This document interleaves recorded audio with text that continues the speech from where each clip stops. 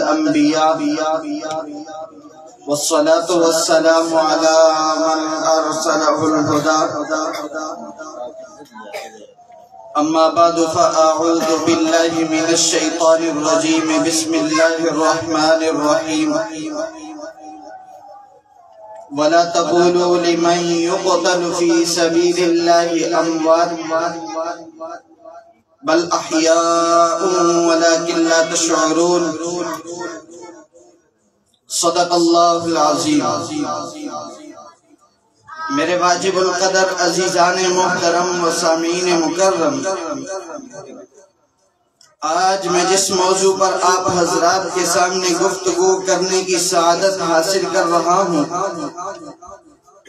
وہ ہے عقیدہ حیات النبی صلی اللہ علیہ وسلم قرآن مجید کی روشنی میں۔ عزیزان من، یہ عقیدہ ان اجماعی عقائد میں سے ہے جن پر عہد صحابہ سے لے کر آج تک تمام اہل سنت والجماعت کا اتفاق رہا ہے کہ جناب نبی کریم صلی اللہ علیہ وسلم اپنی قبر میں بتعلق روح زندہ ہیں۔ قریب سے پڑھے جانے والے درود و سلام کو سن کر جواب ارشاد فرماتے ہیں، اور دور سے پڑھا جانے والا درود و سلام فرشتوں کے ذریعے سے آپ کی خدمت میں پہنچا دیا جاتا ہے۔ عزیزان من، یہ عقیدہ قرآن مجید کی بے شمار آیات مبارکہ سے ثابت ہے۔ سورۃ البقرہ آیت نمبر 154 میں اللہ رب العزت فرماتے ہیں وَلَا تَقُولُوا لِمَنْ يُقْتَلُ فِي سَبِيلِ اللَّهِ أَمْوَاتٌ، وہ لوگ جو اللہ کے راستے میں شہید ہوئے ہیں انہیں مردہ نہ کہنا، بل احیاء ولکن لا تشعرون، بلکہ وہ تو زندہ ہیں۔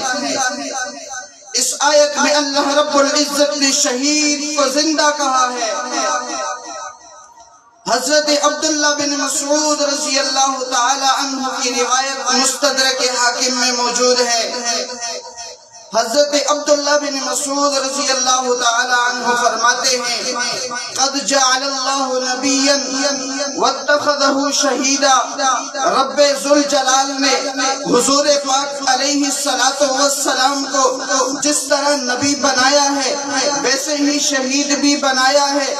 اللہ کے قرآن نے شہید کو زندہ کہہ دیا۔ حضرت عبداللہ بن مسعود رضی اللہ تعالی عنہ نے یہ فیصلہ کر دیا کہ میرا نبی بھی شہید ہے۔ جب شہید ہونا ہماری سمجھ میں آ گیا تو اب شہداء میں شامل ہو کر حضور علیہ السلام کی زندگی بالکل واضح ہو جاتی ہے۔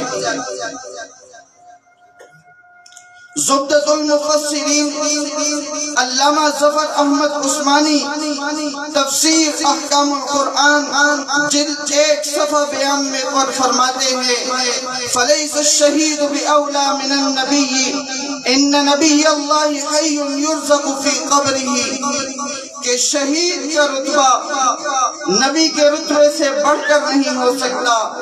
جب شہید اپنی قبر میں زندہ ہے تو نبی بدرجہ اولا اپنی قبر میں زندہ ہے۔ قرآن مجید کی دوسری آیت سورۃ الاحزاب آیت نمبر 53 کے اندر اللہ رب العزت فرماتے ہیں وَمَا كَانَ لَكُمْ أَن تُؤْذُوا رَسُولَ اللَّهِ وَلَا أَن تَنكِحُوا أَزْوَاجَهُ مِن بَعْدِهِ أَبَدًا، تمہیں یہ حق حاصل نہیں کہ تم نبی علیہ السلام کی ازواج مطہرات سے نکاح کرو۔ قاضی ثناء اللہ تفسیر مظہری جلد 7 صفحہ 373 پر فرماتے ہیں ان النبی حی فی قبرہ، کہ نبی علیہ السلام اپنی قبر مبارک میں زندہ ہیں. وَلِذَلِكَ لَمْ يُورَثْ وَلَمْ يُطْعَمْ أَزْوَاجُهُ، یہی وجہ ہے کہ نبی علیہ السلام کی میراث تقسیم نہیں ہوئی ہے، اور یہی وجہ ہے کہ حضور علیہ السلام کی ازواج مطہرات بیوہ نہیں ہوئی ہیں. عزیزان من، آگے چلیے. سورۃ الحجرات آیت نمبر 2، فرمان خدا ہے یا ایھا الذین آمنوا لا ترفعوا اصواتکم فوق صوت النبی، اے ایمان والو نبی کی آواز سے اپنی آواز کو بلند نہ کرنا.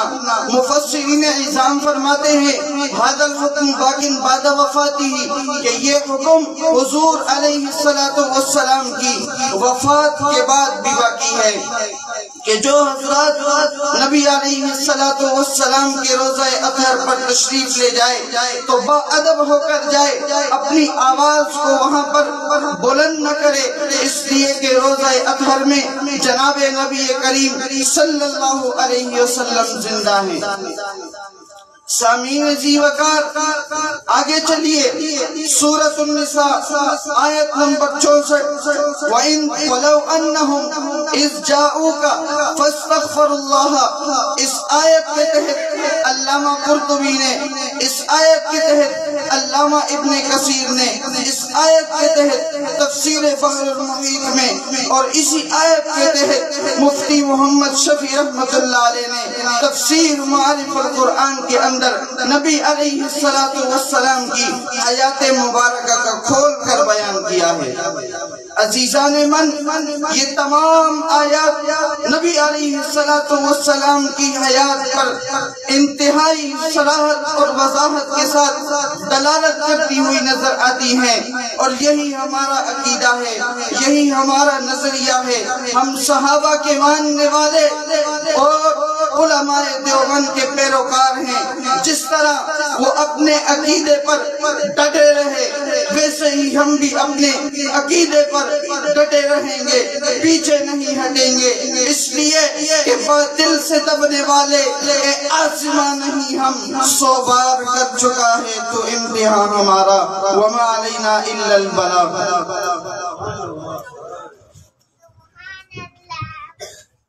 نبی کے غلامی میں آ کر تو دیکھو، نبی کے غلامی میں آ کر تو دیکھو، ملے گا سکون آزما کر تو دیکھو. زیارت بھی ہوگی، شفاعت بھی ہوگی، دردوں کے نام میں سنا کر تو دیکھو. روضہ اقدس میں ہے آقا زندہ، ذرا دل کے پردے ہٹا کر تو دیکھو. ملے گا سکون قلب و جا کے تمہارے، ذرا ان کی محفل سجا کر تو دیکھو.